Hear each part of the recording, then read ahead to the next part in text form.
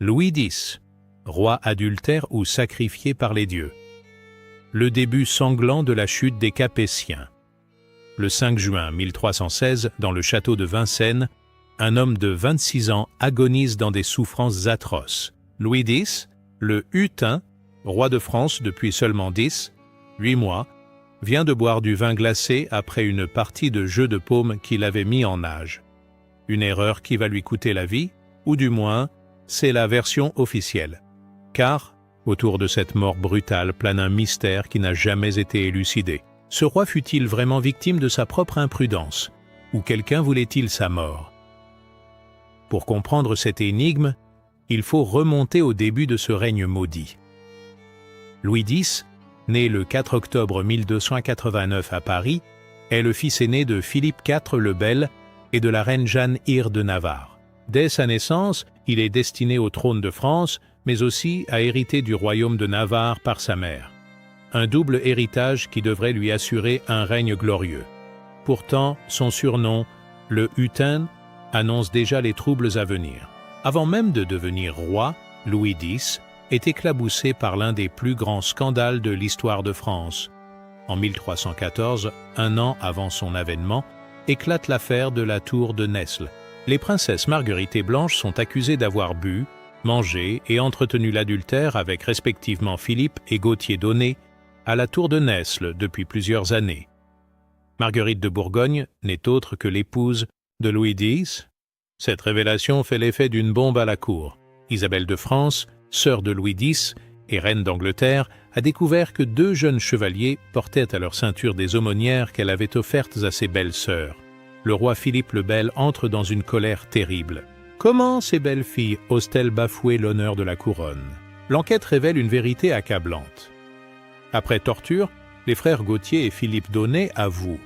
Oui, ils rencontrent régulièrement depuis 3 ans les 2 princesses, Marguerite et Blanche, pour se livrer avec elles à la fornication adultérine. Le châtiment est d'une cruauté inouïe. Les frères d'Aunay sont roués, écorchés vifs, émasculés, recouverts de plomb soufré en ébullition, traînés par des chevaux et enfin décapités à Pontoise le 19 avril 1314. Pour Marguerite et Blanche, c'est l'emprisonnement à vie. Marguerite et Blanche sont jugées devant le Parlement de Paris et convaincues d'adultère. Elles sont rasées, vêtues de bure et condamnées à l'incarcération perpétuelle. Marguerite, épouse du futur roi, est enfermée dans la forteresse de Château-Gaillard. Elle y mourra dans des circonstances troubles le 30 avril 1315. Le 29 novembre 1314, Philippe le Bel s'éteint. Louis X devient roi de France, mais il traîne déjà le boulet de ce scandale. Marguerite devient reine de France à la mort de son beau-père Philippe IV le Bel, survenu le 29 novembre 1314. Elle reste cependant enfermée dans la forteresse de Château-Gaillard. Son époux, le roi Louis X, ne levant pas la sanction prise à son encontre pour adultère. Cette situation est explosive. Comment un roi peut-il régner quand sa propre épouse croupit en prison pour adultère? Les rumeurs courent déjà sur la légitimité de Jeanne, la fille que Marguerite a donnée à Louis X en 1312. Cette petite fille de 4 ans est-elle vraiment de sang royal? Mais Louis X a d'autres préoccupations. Son avènement favorise une recrudescence de l'agitation. En fait, face à une situation économique et politique difficile, l'apparente résignation du roi le sert. Le royaume est en crise. La noblesse se révolte contre les réformes centralisatrices de Philippe le Bel. Des ligues se forment dans toutes les provinces, réclamant le retour de leurs anciens privilèges. Le nouveau roi se trouve pris entre 2 feux. D'un côté, son oncle Charles de Valois pousse à la répression et exige l'exécution d'Enguerrand de Marigny, le grand chambellan de Philippe le Bel, accusé de tous les maux. De l'autre, la noblesse gronde et menace de se soulever si ses revendications ne sont pas entendues. Louis X choisit la voie de la négociation. Il sacrifie Marigny à la vindicte populaire, l'homme sera pendu en 1315 et accorde des chartes provinciales qui rendent une partie de leurs privilèges aux nobles. Mais cette politique d'apaisement a un prix, elle affaiblit considérablement l'autorité royale. C'est dans ce contexte tendu que survient un événement qui va marquer le règne. Marguerite de Bourgogne meurt à Château-Gaillard le 30 avril 1315. Officiellement, elle succombe au froid et aux mauvaises conditions de détention. Mais les langues se délient aussitôt. Selon cette chronique, elle y serait morte de maladie, sans autre précision, peut-être à cause des mauvaises conditions de détention ou du froid. Une version bien commode pour Louis X, qui peut ainsi épouser en secondes noces Clémence de Hongrie le 19 août 1315. Ce remariage est d'ailleurs célébré quelques jours avant le sacre du roi à Reims, le 24 août 1315. Mais la rumeur enfle.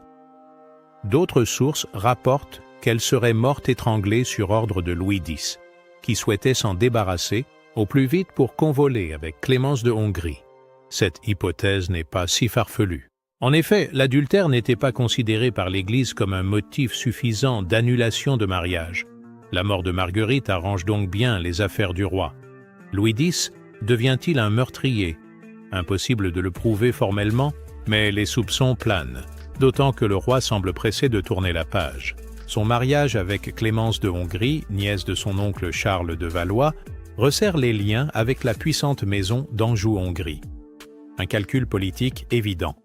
Les 18 mois qui suivent sont marqués par une succession de crises.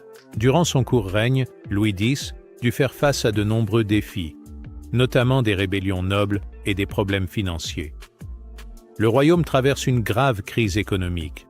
La famine de 1315-1317 fait des ravages. Les prix s'envolent, le mécontentement grandit.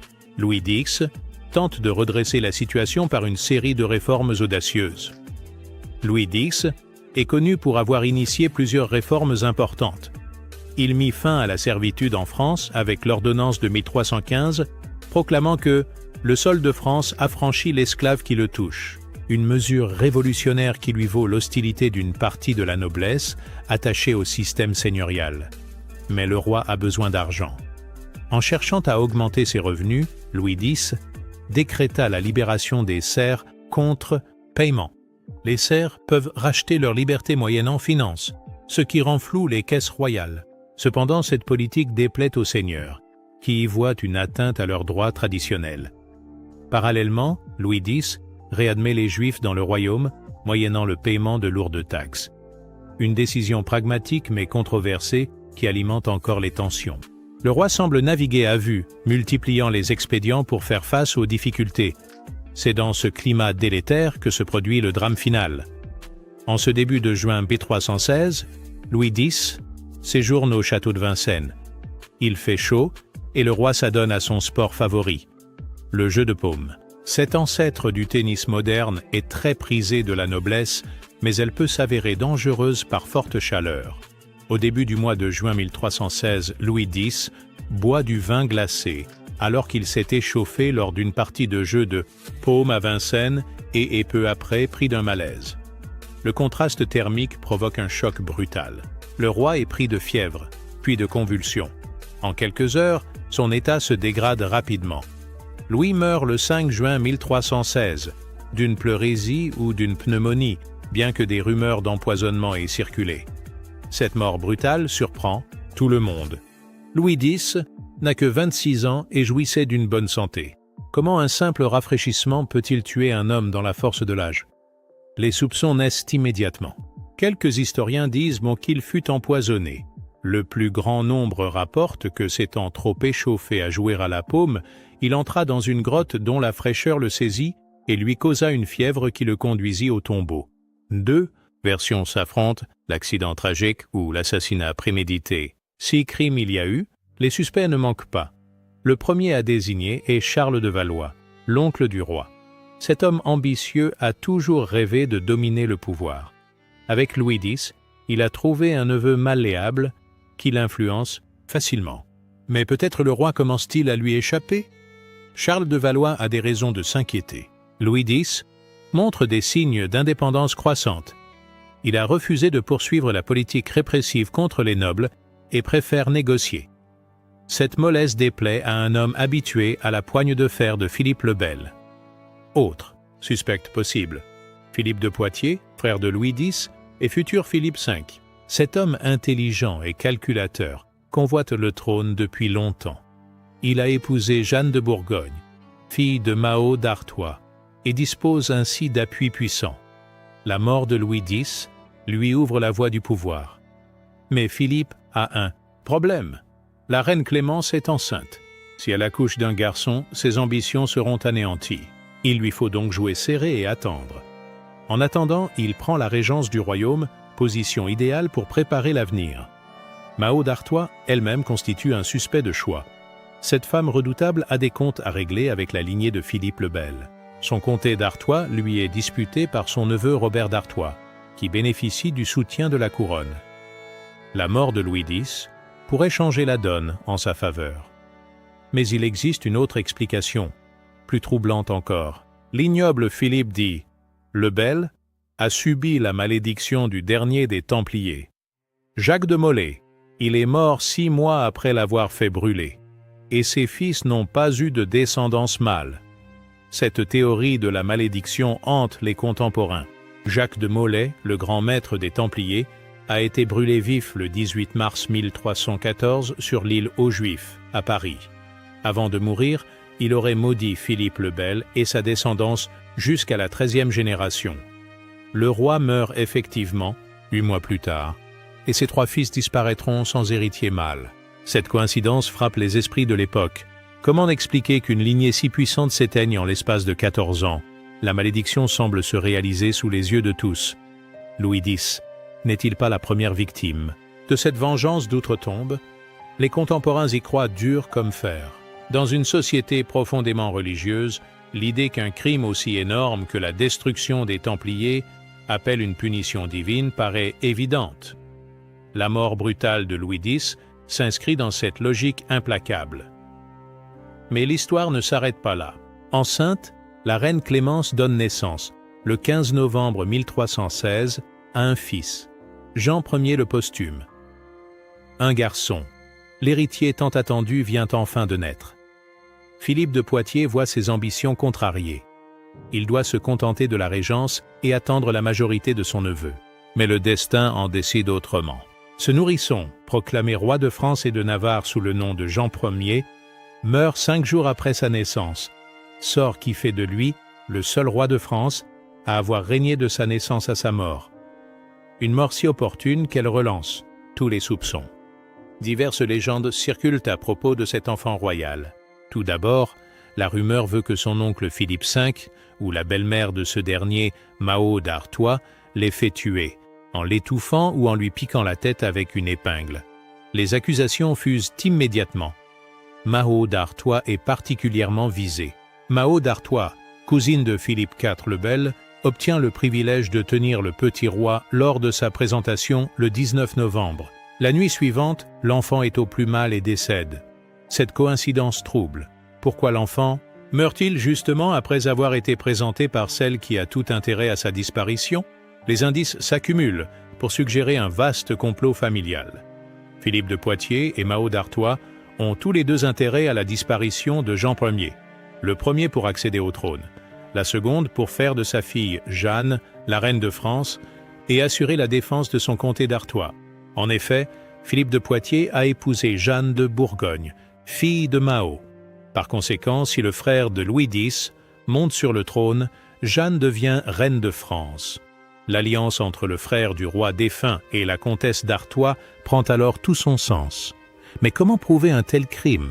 Il est possible Jean Ier ait été victime, comme beaucoup de nouveau-nés, de la mort subite du nourrisson, d'autant qu'à l'époque, la mortalité infantile est très élevée.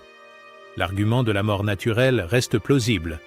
Pourtant, la succession de décès dans la famille royale interroge. Le plus troublant, c'est que cette théorie du complot trouve un écho inattendu plusieurs décennies plus tard. Pendant la captivité du roi Jean II le Bon, entre 1356 et 1360, un Siennois du nom de Giannino Baglioni prétend être Jean Ier, et donc l'héritier de la couronne. Cet homme affirme avoir été substitué à un enfant mort pour protéger sa vie. Cette histoire d'imposture ajoute une dimension romanesque au mystère. De là naquit la légende dont se saisit avec brio Maurice Druon dans Les Rois maudits. Jean Ier ne serait pas mort, mais substitué au berceau, afin de protéger sa vie. par le cadavre d'un autre nourrisson. La substitution d'enfants était-elle possible à l'époque? Giannino Baglioni développe une stratégie savamment orchestrée. Il se rend à la cour de Hongrie, où le roi Louis Ier de Hongrie, neveu de Clémence de Hongrie, le reconnaît comme le fils de Louis X et de Clémence. Cette reconnaissance officielle lui donne une crédibilité certaine. Mais l'aventure tourne mal. En 1360, Giannino se rendit à Avignon, mais le pape Innocent VI refusa de le recevoir. Après plusieurs tentatives pour se faire reconnaître, il fut arrêté et emprisonné à Naples, où il mourut en 1362. L'imposteur emporte son secret dans la tombe. Cette affaire relance pourtant les interrogations. Si Giannino était un simple fou ou un aventurier, pourquoi le roi de Hongrie l'a-t-il reconnu? Possédait-il des informations secrètes sur les circonstances de la mort de Jean Ier? Des recherches récentes démontreraient que les faux papiers de Giannino Baglioni avaient été fabriqués par le fameux Cola di Rienzo. Mais le doute subsiste. Quoi qu'il en soit, les morts successives de Louis X et de Jean Ier ont des conséquences dramatiques pour la France. La mort prématurée de Jean Ier amène la première difficulté de succession de la dynastie capétienne. Pour la première fois depuis 3 siècles, la succession de père en fils est interrompue. Philippe de Poitiers s'empare du pouvoir et écarte sa nièce Jeanne de la succession. Son oncle, après l'avoir fait sacrer roi au cours de la cérémonie d'enterrement à Saint-Denis, monte sur le trône aux dépens de sa nièce de 5 ans, Jeanne, fille de Louis X et de Marguerite de Bourgogne. Cette décision crée un précédent lourd de conséquences. La loi salique, qui exclut les femmes de la succession au trône, se cristallise à cette occasion. Une interprétation du vieux code franc qui aura des répercussions dramatiques, car lorsque les 3 fils de Philippe le Bel seront morts sans héritier mâle, leur sœur Isabelle de France sera elle aussi écartée de la succession. Cette loi des mâles contribua au déclenchement de la guerre de 100 ans. Pourquoi? Lorsque tous les fils de Philippe IV le Bel eurent disparu sans héritier, leur sœur Isabelle de France, mariée à Édouard II d'Angleterre, fut exclue de la succession, ce que son fils Édouard III se vit aussi refuser par voie de ricochet. L'histoire semble donner raison aux partisans de la malédiction templière. Après Louis X, ses 2 frères Philippe V et Charles IV montent successivement sur le trône. Tous 2 meurent sans héritier mâle. En 1328, la lignée directe des Capétiens s'éteint définitivement. Philippe V le long règne de 1316 à 1322. Homme intelligent et réformateur, il modernise l'administration royale et stabilise la monnaie. Mais il ne peut avoir de fils. Ses 4 filles ne peuvent prétendre au trône, en vertu de la loi salique qu'il a lui-même contribué à établir. Charles IV le Bel lui succède en 1322. Ce dernier fils de Philippe le Bel règne jusqu'en 1328. Lui aussi meurt sans descendance masculine. L'ironie du sort veut que cette lignée si puissante, qui a dominé l'Europe pendant plus d'1 siècle, s'éteigne faute d'héritier. La couronne passe alors aux Valois, branche cadette de la famille royale. Philippe VI devient roi, mais sa légitimité est contestée par Édouard III d'Angleterre, petit-fils de Philippe le Bel par sa mère. Cette querelle successorale déclenche la guerre de 100 ans, qui ensanglante la France pendant plus d'1 siècle. Le mystère Louis X. Accident ou assassinat?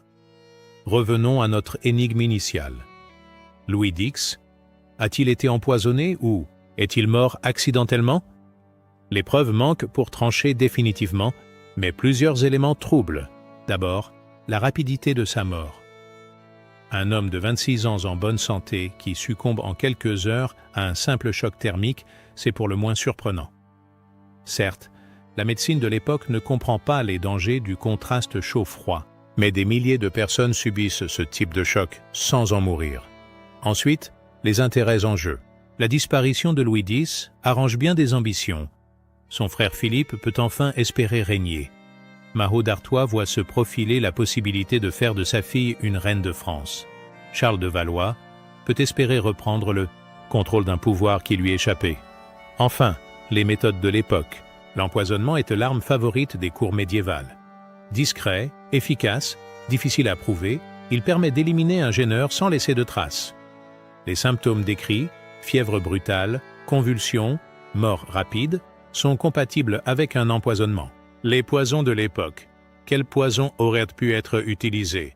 Les empoisonneurs du XIVe siècle disposent d'un arsenal redoutable. L'arsenic blanc, inodore et insipide, provoque des symptômes similaires à ceux décrits pour Louis X. Mélangé au vin glacé, il aurait pu passer inaperçu. La belladone, extraite de la belle dame, était également courante. Ces alcaloïdes provoquent fièvre, délire et mort rapide. Les champignons vénéneux, comme l'amanite phalloïde, offrent aussi cette possibilité. Broyés et mélangés à la boisson, ils sont indétectables. L'avantage de ces substances, c'est qu'elles miment des maladies naturelles. Pneumonie, pleurésie, fièvre subite. Autant de diagnostics qui permettent de camoufler un crime. Dans une époque où l'autopsie n'existe pas et où les connaissances médicales sont limitées, l'empoisonneur a toutes les chances de passer inaperçu. Une autre hypothèse mérite d'être explorée. La vengeance. Louis X a-t-il été tué par un proche de ses victimes? Marguerite de Bourgogne avait une famille, des amis, des partisans. Sa mort suspecte à Château-Gaillard a pu susciter des désirs de vengeance. Robert II de Bourgogne, père de Marguerite, est mort en 1306, mais ses autres enfants sont toujours vivants. Hugues V et Eudes IV, frères de Marguerite, ont-ils cherché à venger leur sœur? Leurs liens avec la maison royale les mettent en position d'agir. La famille des frères d'Aunay, suppliciés de manière atroce, constitue aussi un mobile possible. Leurs proches ont assisté à leur exécution publique et gardent en mémoire l'horreur de leur fin. Venger leur mort en s'attaquant au roi responsable de leur supplice relève de la logique de l'époque. Ces pistes restent spéculatives, mais elles montrent que les ennemis potentiels de Louis X ne manquaient pas. Un roi qui fait exécuter dans de telles souffrances et qui laisse mourir sa propre épouse en prison se crée forcément des ennemis mortels. L'influence de l'entourage. L'entourage immédiat du roi mérite également examen. Qui avait accès au vin glacé que Louis X a bu ce jour fatal? Les serviteurs, les écuyers, les familiers de la cour. Chacun d'eux pouvait être acheté, intimidé ou manipulé par les véritables commanditaires. Charles de Valois, en particulier, dispose d'un réseau d'influence considérable. Cet homme ambitieux a ses créatures partout dans l'administration royale. Faire empoisonner son neveu récalcitrant ne lui poserait aucun problème technique. Mahaute d'Artois, elle aussi, a ses espions et ses complices. Cette femme redoutable mène depuis des années une guerre souterraine pour défendre ses intérêts. Elle n'hésiterait pas à franchir le pas ultime si ses ambitions l'exigeaient. Philippe de Poitiers représente le suspect le plus évident, mais aussi le plus prudent. Intelligent et calculateur, il sait qu'un empoisonnement trop voyant se retournerait contre lui. S'il est coupable, il a forcément agi avec la plus grande discrétion. Un détail troublant mérite attention. Avant de mourir, peut-être pris de remords de ne pas être intervenu, il fait dédommager les enfants d'Enguerrand de Marigny, qu'il n'avait pas pu sauver, et fait rendre à Raoul de Presles les biens dont celui-ci a été spolié. Ces dernières volontés suggèrent un homme rongé par la culpabilité. Louis X semble hanté par ses crimes passés. L'exécution de Marigny, la mort de Marguerite, le supplice des frères d'Aunay. Autant de fautes qui pèsent sur sa conscience. Cette culpabilité peut expliquer sa mollesse politique et sa tendance à céder aux pressions. Un roi rongé par les remords est un roi affaibli. Ses ennemis l'ont peut-être compris et en ont profité pour frapper. La mort de Louis X sonne comme une expiation, une punition divine pour ses fautes passées. Au terme de cette enquête, force est de reconnaître que le mystère de la mort de Louis X reste entier. Les indices contradictoires, les témoignages lacunaires, l'absence de preuves formelles empêchent de trancher définitivement entre accident et assassinat. Pourtant, cette mort brutale s'inscrit dans une logique implacable. Louis X était un roi fragile, isolé, rongé par la culpabilité. Ses ennemis étaient nombreux et puissants, les enjeux dynastiques considérables. Dans ce contexte, l'hypothèse de l'empoisonnement ne relève pas de la pure spéculation. L'histoire de Louis X illustre parfaitement les tensions qui traversent la monarchie française au début du XIVe siècle. Ce roi incarne les contradictions de son époque. héritier d'un pouvoir absolu mais contraint de négocier avec les grands, gardien de la morale chrétienne mais éclaboussé par les scandales, maître d'un royaume puissant mais rongé par les crises. Sa mort marque une rupture dans l'histoire de France. Avec lui s'ouvre l'ère des successions disputées, des crises dynastiques, des guerres civiles. La malédiction templière, réelle ou fantasmée, pèse désormais sur la monarchie française. Les contemporains y voient la main de Dieu punissant les crimes de Philippe le Bel. Cette dimension mystique de l'affaire ne doit pas masquer les réalités politiques. La disparition de Louis X et de son fils posthume redistribue les cartes du pouvoir. Philippe V s'impose comme un roi énergique et réformateur, mais sa légitimité reste contestée. La question de la succession féminine, écartée par la force, ressurgira plus tard avec des conséquences dramatiques. L'affaire Louis X révèle aussi les mécanismes impitoyables du pouvoir médiéval. Dans cette société brutale où la violence est omniprésente, la mort d'un roi gênant ne choque personne. L'important n'est pas de savoir qui a tué, mais qui va bénéficier du crime. Philippe de Poitiers, Mao d'Artois, Charles de Valois. Tous ont profité directement ou indirectement de la disparition de Louis X. Cette convergence d'intérêts explique peut-être le silence qui entoure cette mort. Personne n'a intérêt à faire éclater la vérité. L'empoisonnement royal devient une tradition familiale. Philippe V lui-même sera soupçonné d'avoir fait tuer son fils posthume Jean Ier. Charles IV mourra dans des circonstances également troubles. Cette accumulation de morts suspectes dépasse le cadre de la simple coïncidence. En 1316, la France vacille. La mort de Louis X prive le royaume d'un chef à un moment critique. La crise économique s'aggrave, la noblesse gronde, les paysans se révoltent. Il fallait un roi fort pour redresser la situation. Au lieu de cela, la couronne passe entre les mains d'un régent, puis d'un usurpateur. Cette instabilité chronique affaiblit durablement la monarchie française. L'autorité royale, si chèrement conquise par Philippe Auguste et Louis IX, s'effrite peu à peu. Les grands feudataires relèvent la tête et reprennent leurs anciennes prétentions. La France médiévale entre dans une période de trouble qui ne se terminera qu'avec l'avènement des Valois. Mais même Philippe VI ne parviendra pas à restaurer complètement la grandeur capétienne. Sa légitimité contestée par l'Angleterre débouche sur la guerre de Cent Ans. Cette guerre fratricide plonge la France dans un cycle de violence dont elle mettra des siècles à se relever. Dans cette tragédie dynastique, une figure hante particulièrement les mémoires, celle de Marguerite de Bourgogne. Cette reine adultère, morte dans des conditions mystérieuses, incarne à elle seule la malédiction qui frappe la lignée de Philippe le Bel. Sa liaison avec Philippe d'Aunay révèle les failles béantes de la société courtoise. Comment une princesse éduquée dans la plus pure tradition chrétienne peut-elle sombrer dans l'adultère? Cette question taraude les contemporains et nourrit toutes les spéculations. La mort de Marguerite à Château-Gaillard reste l'un des épisodes les plus troubles de cette histoire. Officiellement victime du froid et de la maladie, elle a probablement été assassinée sur ordre de Louis X. Ce premier meurtre royal appelle d'autres crimes. La violence engendre la violence. L'ironie veut que Marguerite soit peut-être la seule innocente de cette affaire. Son adultère, réel ou fabriqué, ne méritait pas la mort. Sa disparition discrète arrange tellement d'intérêts qu'elle a toutes les chances d'avoir été organisée. Dans cette perspective, Louis X ne serait pas seulement une victime, mais aussi un bourreau. L'histoire de Jean Ier le posthume ajoute une dimension supplémentaire au mystère. Ce roi de 5 jours, mort dans des circonstances suspectes, symbolise l'acharnement du destin contre la lignée royale. Sa disparition opportune sonne le glas des espoirs de continuité dynastique. Les rumeurs d'empoisonnement qui entourent sa mort ne surprennent personne. Mao d'Artois, présente lors de la présentation de l'enfant, dispose de tous les moyens techniques pour commettre l'irréparable. Une simple épingle empoisonnée, une drogue versée dans le lait maternel. Les méthodes ne manquent pas. L'affaire Giannino Baglioni, des décennies plus tard, relance toutes les spéculations. Ce prétendant italien, qui se disait être Jean, y est sauvé de justesse.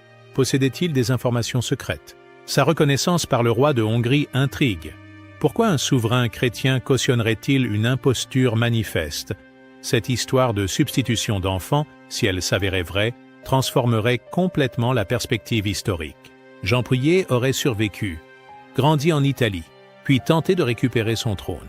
Un scénario digne d'un roman d'aventure, mais qui trouve des échos troublants dans la réalité. Pour les contemporains, la succession de morts violentes dans la famille royale ne relève pas du hasard. La malédiction de Jacques de Molay se réalise sous leurs yeux. Philippe le Bel, ses fils, ses petits-fils, tous payent le prix de la destruction des Templiers.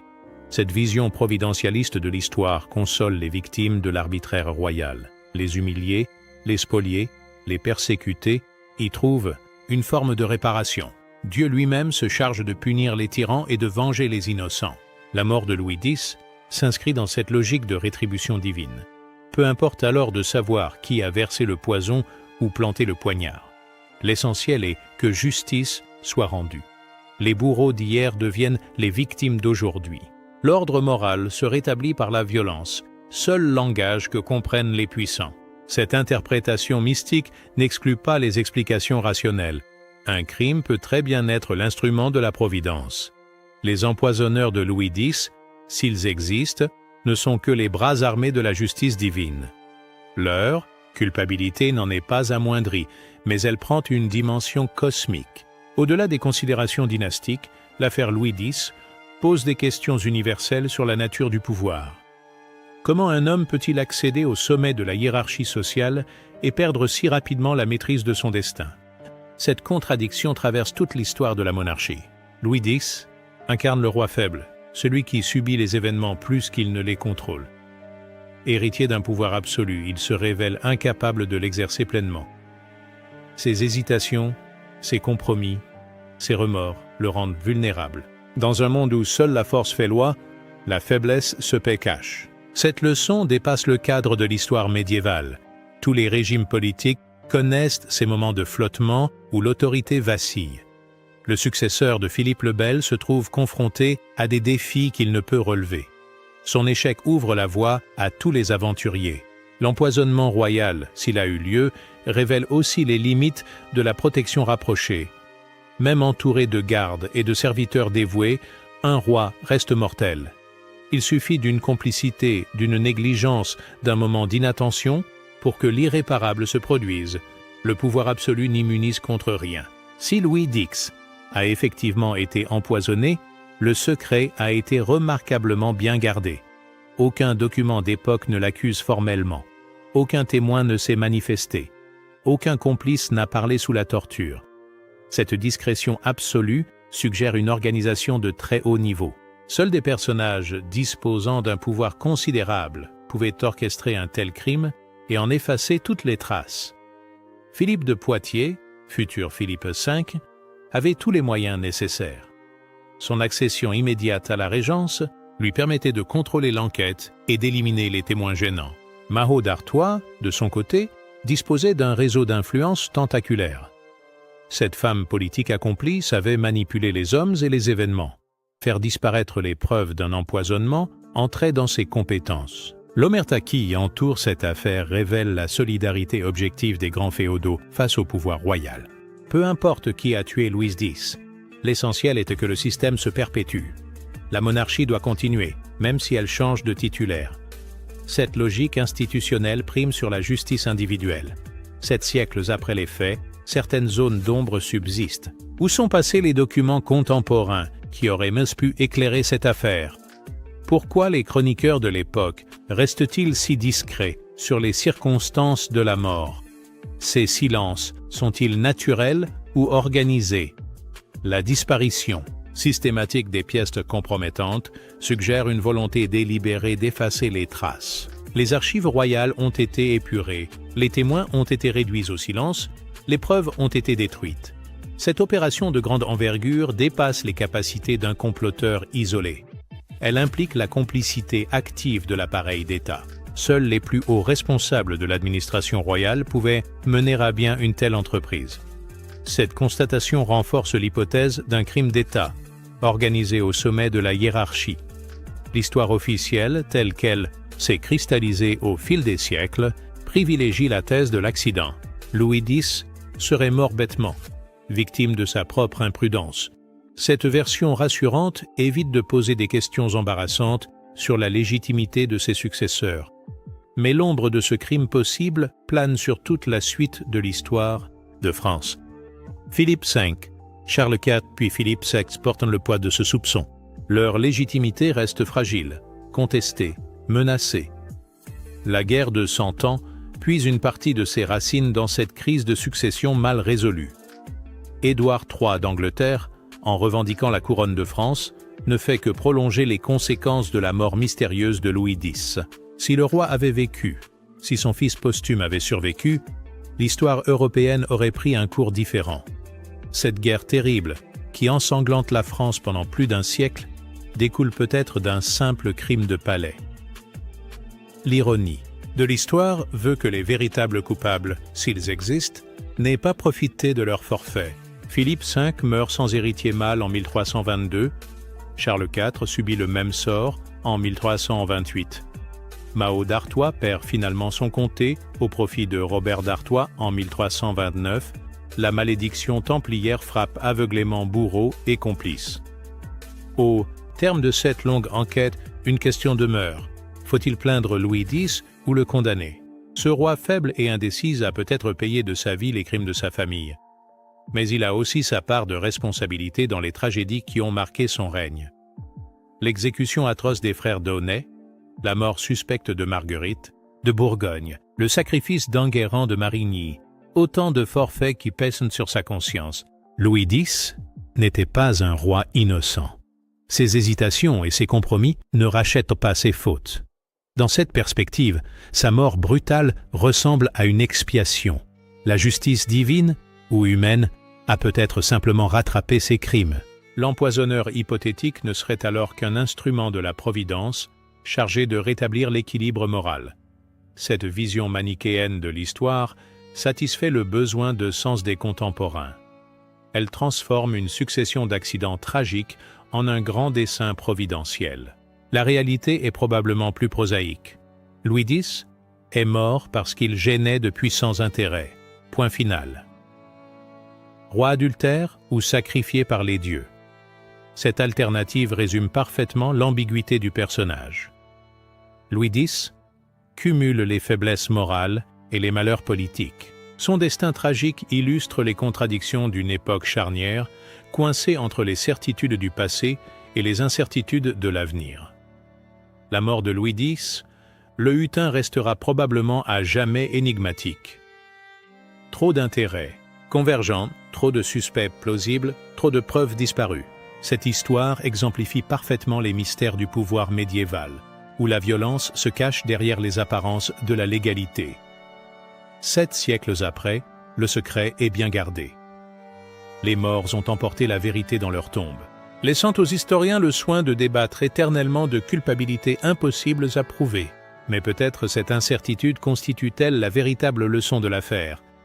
Dans les palais du pouvoir, la frontière entre accident et crime, entre justice et vengeance, entre légitimité et usurpation reste toujours floue. Louis X en a fait l'amère expérience, son successeur aussi, et tous ceux qui leur ont succédé sur le trône de France.